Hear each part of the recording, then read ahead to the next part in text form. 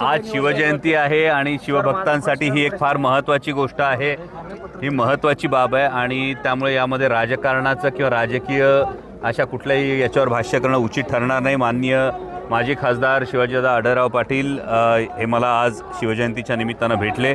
मीही त्यांचं अभिनंदन या नवीन नियुक्तीविषयी केलं आणि ऐन निवडणुकीच्या तोंडावर अशी नियुक्ती होती तेव्हा अशा चर्चांना उधाण येणं स्वाभाविक आहे। मला मानाचं अध्यक्षपद जरी दिलं असलं तरी माझा लोकसभेच्या जागेवरती क्लेम कायम आहे। माझ्या 100% त्यांना शुभेच्छा आहेत, कारण लोकशाही आहे, कोणीतरी लढणार, त्यामुळे कोणीतरी जिंकणार, कोणीतरी हरणार, सर्वसामान्य जनता ठरवेल। अभिनेता नको आहे, कारण अभिनेता फक्त अभिनय करतो, कामं करत नाही। मी स्वतः कामं करत होतो जरी खासदार नव्हतो तरी। समोरासमोर चर्चेला या, खुलं आव्हान आहे। 15 वर्षातली कामगिरी आणि 5 वर्षातली कामगिरी, फक्त अभिनेता म्हणायचं जर असेल तर छत्रपती शिवाजी महाराज, छत्रपती संभाजी महाराज प्रत्येक मराठी माणसाच्या काळजात पोचवण्यासाठी खारीचा वाटा उचलत असताना मतदारसंघामध्ये केलेली जी कामं आहेत लेखाजोखा समोरासमोर करूया ना।